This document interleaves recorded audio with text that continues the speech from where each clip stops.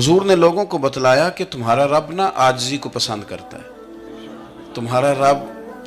سادگی کو پسند کرتا ہے،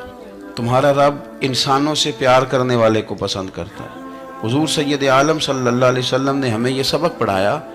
کہ زیادہ باتیں کرنے والے کو نہیں، اللہ سچ بولنے والے کو پسند کرتا ہے۔ بہت اونچے اور لمبے چوڑے دولت والے اور مالدار آدمی کو نہیں، بلکہ جو آدمی دیانتداری سے زندگی گزارے رب اس کو زیادہ محبوب رکھتا ہے۔ تو ہماری یہ جتنی بھی آزمائشیں ہیں، میلاد والے محبوب صلی اللہ علیہ وسلم نے نا یہ ساری ہماری دور فرما دی، ساری۔ آپ دیکھیں ہمارے ہاں ایک بیماری ہوتی ہے، وہ تکبر کی بیماری ہے، اور وہ صرف مالدار کو ہی نہیں ہوتا، بلکہ حضرت سعدی شیرازی فرماتے ہیں کہ میں نے بہت سارے جھکے ہوئے لوگوں میں تکبر دیکھا ہے۔ جو بڑا میٹھا بولتے ہیں نا، کئی دفعہ کہتے ہیں جی کیا بات ہے جی، سبحان اللہ ماشاء اللہ، بڑا میٹھا بولتے ہیں، تو یعنی میٹھا نہیں بول رہے ہوتے، یہ آپ کو شیشے میں اتار رہے ہوتے ہیں۔ آپ نے کسی کی تعریف کرنی ہے تو پشت کے پیچھے کریں، وہ اصل تعریف ہے۔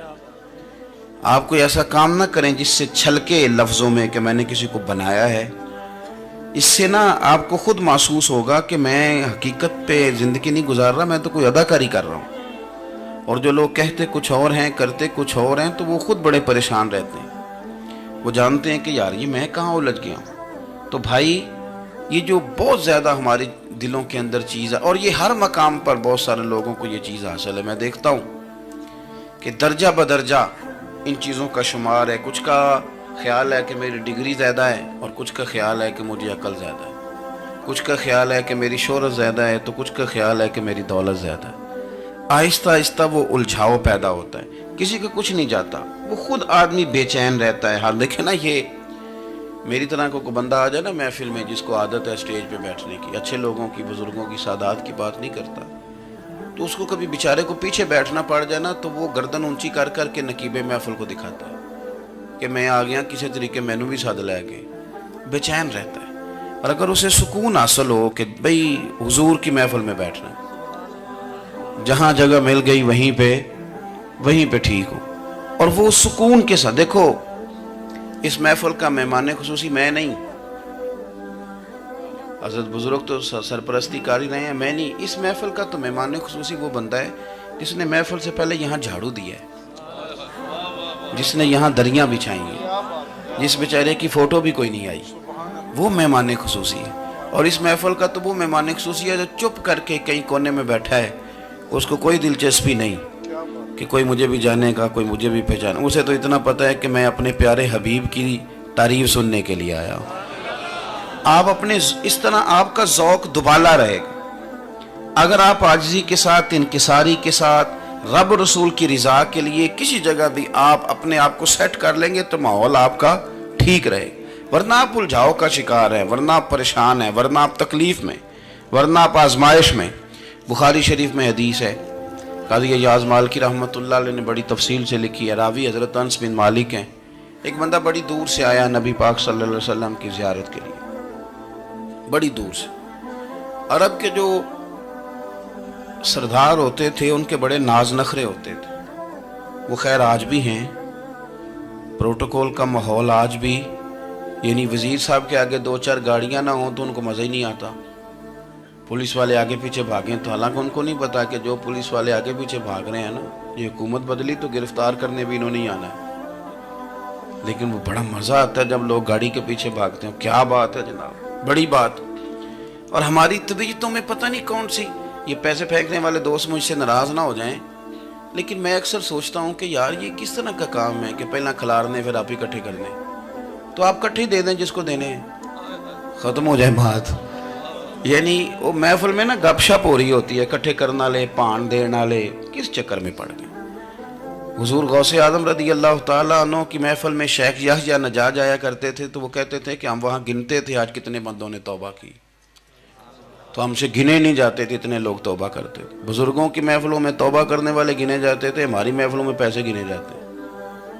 اور وہ پرچیاں دی جاتی ہیں۔ ایسا نہ کریں، اس سے گھٹن پیدا ہوتی ہے۔ اور پھر جو نوٹوں والے ہوتے ہیں وہ فرنٹ سیٹوں پہ آ جاتے ہیں۔ بہت سارے غریب سوچتے ہیں کہ میرے پاس بھی اگر کرارے نوٹ ہوتے تو میں بھی آگے ہوتا۔ تو کم از کم یہ جو میلاد کی محافل ہیں ان میں تو سب کو ایک جیسے رہنے دیں۔ یہاں تو امیر غریب کا فرق نہ ہو، اس کو تو مہربانی کریں۔ تو نبی پاک صلی اللہ علیہ وسلم کی خدمت میں وہ شخص بڑی دور سے آیا، تو عرب کے بادشاہوں کا مزاج تھا، پروٹوکول بڑا چاہتے تھے، ان کا تو یہ طریقہ تھا کہ حکمرانی کرنی ہے جیسے بھی ہو۔ اگر کسی غلام نے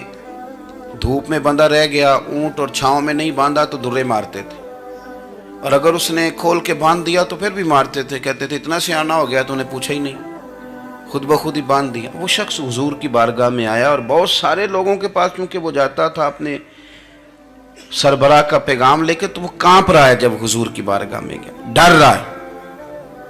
اب ذرا بات کو سمجھنا،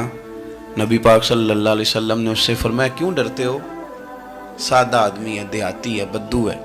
اللہ کے رسول نے تھپکی دی، کیوں ڈرتے ہو؟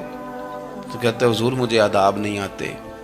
اور مجھے ڈر آتا ہے، کوئی بات اگر ایسی ہو گئی، آپ مدینے کی حکومت کے سربراہ ہیں، تو کہیں آپ ناراض نہ ہو جائیں۔ حضرت انس بن مالک فرماتے ہیں بات کہاں کی تھی، پہنچ کہاں گئی؟ جب اس نے یہ کہا نا کہ آپ تو حکومت کے سربراہ ہیں، کہیں کوئی غلطی نہ مجھ سے ہو جائے، تو نبی پاک کی آنکھوں میں آنسو آ گئے، حضور رونے لگے، اور نبی پاک صلی اللہ علیہ وسلم فرمانے لگے نہ بھائی، تو کسی حکومت کے سربراہ کے پاس نہیں آیا، نہ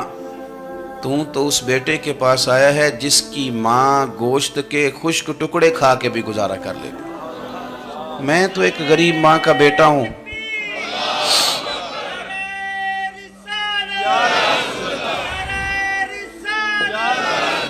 بھائی اگر آپ کا یہ ذوق بن جائے، دیکھو نا آج تو لوگ بھول جاتے ہیں نا، کپڑے بدل لیتے ہیں تو وہ سمجھتے ہیں کہ شاید سارا کچھ ہی بدل گیا، یعنی گاؤں سے آ کر پڑھنے والے بھول ہی گئے ہیں کہ کس کی ماں نے کتنا زیور بیچا تھا۔ لوگ بھول جاتے ہیں چیزوں کو، اپنے ماضی کو یاد رکھیں، آپ لوگوں کے ساتھ پیار کریں، آپ لوگوں کو موقع دیں، آپ تھوڑی سی اور کوشش کریں اس شخص تک جانے کی جو آپ کو مایوس نظر آ رہا ہے، پریشان نظر آ رہا ہے۔ یہ ہمیں میلاد والے محبوب صلی اللہ علیہ وسلم نے درس